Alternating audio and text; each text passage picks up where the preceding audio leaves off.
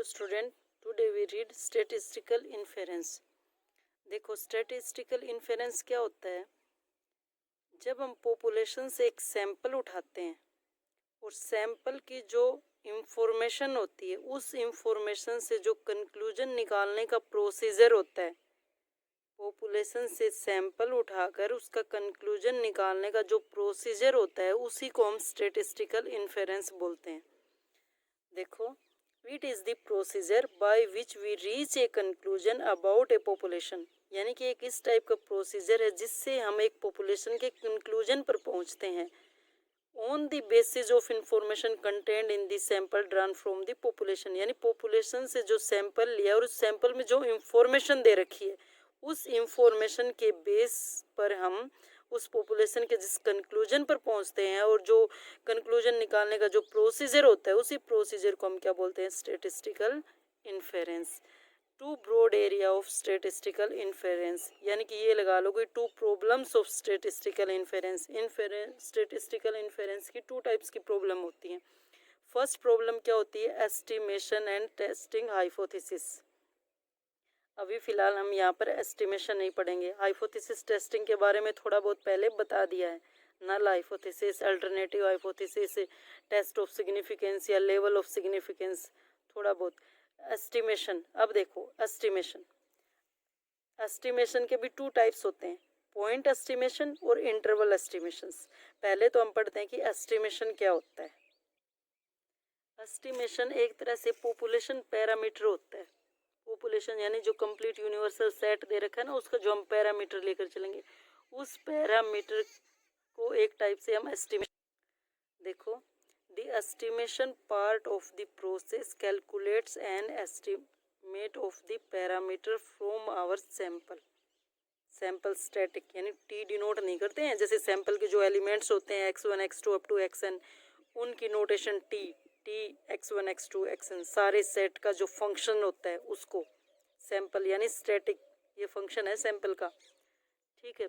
As a kind of guess as to, यानी कि जैसे हम गैस करते हैं किसी के बारे में क्या कुछ है, किसी भी सेट दे रखा है उसके सेट के बारे में क्या इंफॉर्मेशन हो सकती है, जो वो गैस करना इस टाइप से जो होता है ना, वही what the population parameter value actually is, यानी कि एक तरह से ये क्या होता है, जो पॉपुलेशन पैरामीटर की वैल्यू होती है एक्चुअली, उसके बारे में गैस करना, उसके बारे में अनुमान लगाना, वही होता है एस्टिमेशन। एस्टिमेशन यानी कि एस्टिमेटेड वैल्यू, यानी कि अनुमान लगा के जो हम वैल्यू बनाते हैं। जैसे 2.5 दे रखी, 2.8 दे रखी है, तो 2.8 को हम एस्टिमेटेड 3 लिख देते हैं, यानी कि 3 के आसपास 2.8, अगर हम उसको इंटीजर में लिखना हो तो वही होता है एक टाइप से estimation, population parameter. Estimation part of the process calculates an estimated of the parameter our sample, जो सैंपल के बारे में पैरामीट्रिक जो वैल्यू लेते हैं एस्टिमेट लगा के, वही क्या होता है? एस्टिमेशन होता है। देखो, बाय मैथमेटिकल डेफिनेशन क्या कहती है एस्टिमेशन की? Any function of the random sample, ये रैंडम सैंपल, ये उसके एलिमेंट्स हैं x1 x2 up to xn, that are being observed, यानी कि जो वैल्यूज ऑब्जर्व की गई हैं, जो सैंपल रैंडम सैंपल जो ऑब्जर्व किया गया है उसका फंक्शन देखो ये दिखा दिया हमने, tn मान लिया, इन सारी वैल्यूज का फंक्शन tn, यानी कि any function of random sample that being observed is static. ये तो पता ही है स्टैटिक होता है, जो फंक्शन लेकर चलते हैं वही।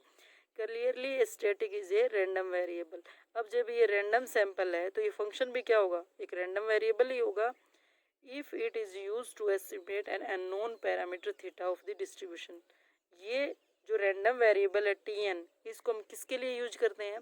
To estimate an unknown parameter theta of the distribution, distribution का जो पैरामीटर लेकर चले हैं वो अननोन है, अननोन पैरामीटर थीटा, इसकी वैल्यू नहीं पता, इसके बारे में अनुमान लगाने के लिए हम इस स्टैटिक को लेकर चलते हैं, और यही प्रोसीजर क्या होता है? It is called an estimator. यानी कि जो ये स्टैटिक है जिसको हम रैंडम वेरिएबल लेकर चले हैं, इसकी एस्टिमेटेड वैल्यू क्या होगी? एक अननोन पैरामीटर थीटा, उसी के बारे में एस्टिमेट करना ही क्या होता है? एस्टिमेटर। ये एस्टिमेटर है यहाँ पर, एस्टिमेटर। अब देखो, a particular value of the estimator, इसकी एक particular value is called an estimate of theta, यह अननोन पैरामीटर है, जो एस्टिमेटर की पर्टिकुलर वैल्यू होगी उसी को क्या मानेंगे हम? एस्टिमेट।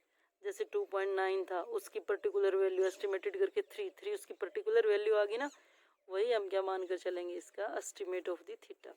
अब देखो हम बार बार पैरामीटर यूज कर रहे हैं, बार बार पैरामीटर, इक वैल्यू, पैरामीटर। तो सबसे पहले तो हम देखेंगे वो पैरामीटर क्या होता है, पैरामीटर स्पेस। जैसे पूरा सेट लेकर चले ना, यानी कि पैरामीटर स्पेस क्या होता है। देखो, let a random variable capital X with probability density function, यानी कि इस कैपिटल एक्स को मान लिया 1 मिनट के लिए हमने इसका रैंडम वेरिएबल का पीडीएफ मान लिया F of x theta. X इस रैंडम वेरिएबल की पर्टिकुलर वैल्यू, कोई भी रियल नंबर, और थीटा क्या है, पैरामीटर है, इसका पीडीएफ है, रैंडम वेरिएबल का ये पीडीएफ है, इसके साथ हम इसको लेकर चलेंगे। इन most common applications, most common application मतलब ज़्यादातर एप्लीकेशंस में, बट नॉट ऑलवेज, हमेशा नहीं होगा ये, मतलब कुछ कॉमन एप्लीकेशंस होती है ना, उन्हीं में इसको यूज करेंगे। इन most common applications the functional form of the population distribution, population distribution की इस टाइप से जो फंक्शनल फॉर्म होगी, is known, functional form is known, यानी कि वो नोन होनी चाहिए पॉपुलेशन डिस्ट्रीब्यूशन में, एक्सेप्ट यानी किसको छोड़कर, for the value of unknown parameter theta, unknown parameter theta, अगर थीटा की वैल्यू नहीं पता हमें, इन चीज़ों को छोड़कर, अननोन वैल्यू को छोड़कर, यानी कि random variable X with probability density function. In most common application the functional form of population distribution is known which may take any value of any set, set है ये कैपिटल फाई, इसको हम set मानकर चले हैं कोई भी, which may take any value of this set, इस सेट की कोई भी वैल्यू ले सकता है। अगर हम अननोन पैरामीटर थीटा को हटा देंगे तो जो फंक्शनल फॉर्म होगी पॉपुलेशन डिस्ट्रीब्यूशन की, फंक्शनल फॉर्म, वो फंक्शनल फॉर्म इस सेट की कोई भी वैल्यू ले सकती है। ये देखो, ये फंक्शनल फॉर्म होगी, और ये फंक्शनल फॉर्म जो अननोन पैरामीटर है इसको छोड़कर, यानी कि वो पैरामीटर इस कैपिटल फंक्शंस की कोई भी वैल्यू उठा सकता है। और ये कैपिटल सेट, ये कैपिटल सेट ये है क्या, this set capital five which is all possible values of theta is called parameter, यानी कि जो अननोन पैरामीटर थीटा है, ये तो हमें पता है कि थीटा की वैल्यू नहीं पता, लेकिन उसकी वैल्यू आने की पॉसिबिलिटी क्या क्या हो सकती हैं, जो भी उस वैल्यू आने की पॉसिबिलिटी होती है, उन सारी पॉसिबिलिटीज का जो सेट है उसमें सारी पॉसिबिलिटीज की वैल्यू डाल देंगे, वही सेट क्या है, ये कैपिटल फाई है। All possible value of theta is called parameter space. समझ में आ गया, पैरामीटर स्पेस, यानी कि जो ये अननोन पैरामीटर है, ये जिस सेट में से वैल्यू उठाएगा उसी सेट को क्या बोलेंगे हम, पैरामीटर स्पेस। अब देखो, let us consider a random sample, ये रैंडम सैंपल ले लिया हमने ऑफ साइज एन, इसका साइज एन है, फ्रॉम ए पॉपुलेशन, पॉपुलेशन में से कोई भी रैंडम सैंपल उठा लिया, विद प्रोबेबिलिटी फंक्शन, ये इसका प्रोबेबिलिटी फंक्शन है, इस सैंपल का प्रोबेबिलिटी फंक्शन एफ, एक्स कोई भी रियल नंबर, थीटा उसकी पैरामीट्रिक वैल्यू, जैसे x1 की थीटा 1 ले ली, x2 की थीटा 2 ले ली, ऐसे मान लिया हमने थीटा के तक है, यानी कि कुछ वैल्यू अननोन है और इनमें से कुछ नोन है। तो थीटा 1 थीटा 2 अभी बताया था ना, ये तो अननोन पैरामीटर है ना सारे के सारे, तो कुछ तो इनके अननोन पैरामीटर हैं, तो जो अननोन है वही तो उठाएंगे, बाकी तो नोन है वो छोड़ देंगे। मान लेते हैं कि के वैल्यूज ऐसी हैं जिनके अननोन पैरामीटर हैं, where theta 1 theta 2 k are unknown population parameter, there will always be an infinite number of functions of sample values called statics. यहाँ पर इनफाइनाइट नंबर ऑफ फंक्शंस, जैसे हम इनके ऊपर डिफाइन नहीं करते हैं, टी वन इस फंक्शन का, टी2 इस फंक्शन का, टी3, ऐसे जो स्टैटिक डिफाइन करते हैं वही दे रखा है ये, there will be always an infinite number of functions of sample values called statistics which may be proposed as estimates of one or more parameters. जो ये स्टैटिक वैल्यू होती है ना, टी1 टी2 टी3, वही किसको प्रपोज करती हैं, estimates of one or more parameters, one or more parameters के लिए जो एस्टिमेटेड वैल्यू होंगी वो वही लेकर आती हैं जो टी1 टी2 टी3 होती हैं, जो इस रैंडम सैंपल पर हम डिफाइन करते हैं। ये देखो, सैंपल ऑब्जर्वेशन ले लेना, जैसे टी1 थीटा 1 अननोन पैरामीटर किस पर डिफाइन है, इस सैंपल स्पेस पर डिफाइन है।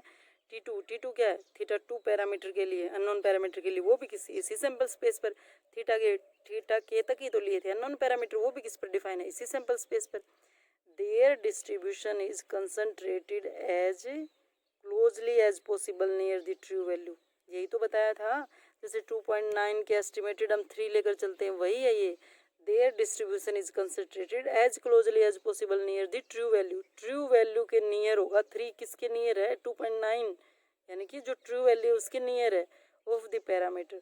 The estimating function are the refer to as an estimator. जो ये एस्टिमेटिंग फंक्शन लेकर चलते हैं ना, T1 T2 T के, ये एस्टिमेटिंग फंक्शंस है, ये किसको रिफर करते हैं, यही एस्टिमेटर्स को रिफर करते हैं. अब देखो एस्टिमेशन, मतलब एस्टिमेशन रियल में क्या था, पॉपुलेशन पैरामीटर था. उसके 2 टाइप्स होते हैं. पॉइंट एस्टिमेशन, पॉइंट एस्टिमेशन में मतलब सिंगल नंबर, तभी तो पॉइंट लिखा है. और इंटरवल एस्टिमेशन, इंटरवल एस्टिमेशन मतलब ए रेंज ऑफ नंबर. जैसे इंटरवल एस्टिमेशन को एक तरफ से हम कॉन्फिडेंस इंटरवल भी बोलते हैं. हमने शायद 3rd या 4th लेक्चर में जो एग्जांपल्स थे वहाँ पर यूज किया है कॉन्फिडेंशियल लिमिट, वो यही है, वो इंटरवल एस्टिमेशन, कॉन्फिडेंस लिमिट या कॉन्फिडेंस इंटरवल. इंटरवल एस्टिमेशन को कॉन्फिडेंस इंटरवल बोलते हैं. देखो पॉइंट एस्टिमेशन में क्या क्या आता है, जो पॉपुलेशन मीन होते हैं उसमें स्टैंडर्ड एरर आगे, मीन स्टैंडर्ड एरर आगे, यानी सारी सेंट्रल टेंडेंसी, जैसे मीन मीडियन मोड क्या होती है, एक ही तो वैल्यू होती है, वो सिंगल वैल्यू जो होती है वही सारी किसमें आती हैं, पॉइंट एस्टिमेशन में. और स्टैंडर्ड टेंडेंसी में क्या क्या था, mean median mode skewness kurtosis, वो सारी चीज़ें सेंट्रल टेंडेंसी में, वो सारी चीज़ें किस में आती है, पॉइंट एस्टिमेशन में. अब देखो इंटरवल एस्टिमेशन में क्या आती है, ए range of numbers. A range of number कब होगा interval estimation, when x is normally distributed. X is normally distributed मतलब नॉर्मली 0 1, क्योंकि नॉर्मली डिस्ट्रीब्यूशन में मीन 0 होता है, वेरिएंस 1 होता है, यानी कि अगर ये नॉर्मली डिस्ट्रीब्यूटेड हो तब. When x is not normally distribution, अगर ये नहीं नॉर्मली डिस्ट्रीब्यूशन नहीं है तब भी इंटरवल एस्टिमेशन हो सकता है.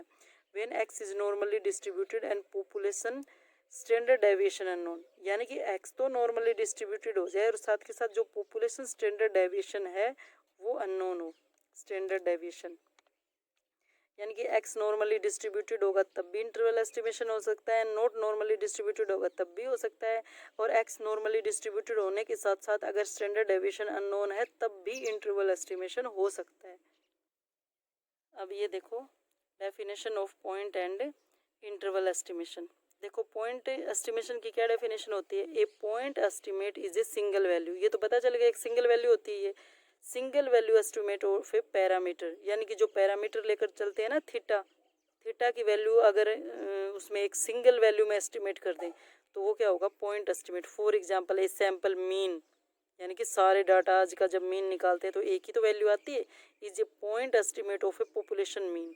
पॉपुलेशन मीन यानी कि पॉपुलेशन मीन करवाया था फर्स्ट सेमेस्टर में, पॉपुलेशन मीन सैंपल मीन के अकॉर्डिंग जो मीन आएगा, सैंपल्स का मीन और फिर उनका कंबाइंड मीन, यानी टोटल पॉपुलेशन का मीन, वही पॉपुलेशन मीन. पॉपुलेशन मीन में से जैसे हम सैंपल मीन उठाते हैं, क्योंकि पॉपुलेशन में तो बहुत सारे सैंपल्स बनते हैं ना, और पॉपुलेशन मीन यानी कि फर्स्ट सैंपल का मीन, सेकंड सैंपल का मीन, थर्ड सैंपल का मीन, इस टाइप से, यानी कि पॉपुलेशन मीन का एक पॉइंट एस्टिमेट हो गया सैंपल मीन. अब देखो ये इंटरवल एस्टिमेट क्या होता है, interval an interval estimate. An interval estimate gives you a range of values where the parameter is expected to die. A range of values where parameter expected to die, यानी कि parameter कहीं से भी कोई भी वैल्यू ले सकता है. Confidence interval is most common type of interval estimate, यानी कॉन्फिडेंस इंटरवल ही आता है इस टाइप का. अब देखो फॉर एग्जांपल, अगर कोई एग्जांपल लेकर चलते हैं, एक कार सर्विस. एक कार की अगर सर्विस करवाते हो और कार की सर्विस करवाने के बाद पूछते हो कि कितना मतलब इसकी सर्विस का चार्ज है, अगर वो सर्विस करने वाला है वो ये कह देता है कि भाई 500 कॉस्ट है इसकी सर्विस की, तो वो क्या हो गया, पॉइंट एस्टिमेट, यानी कि उसने एक पॉइंट बता दिया कि 500. अगर वो ये कहता है कि between 400 to 500, then interval estimate. Clear, point estimate and interval estimate. ये टॉपिक था estimate and its types. Thank you.